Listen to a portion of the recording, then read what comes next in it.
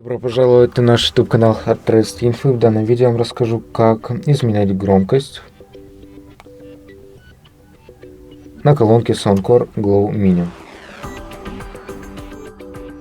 Это возьмемте нашу колонку, перевернем ее. Если мы будем нажимать на кнопку со знаком плюс, наша громкость будет увеличиться. Если мы будем нажимать на кнопку со знаком минус, наша громкость будет уменьшаться. И на этом все. Большое спасибо за просмотр данного видео. Ставьте лайки, подписывайтесь на наш YouTube канал и до новых встреч.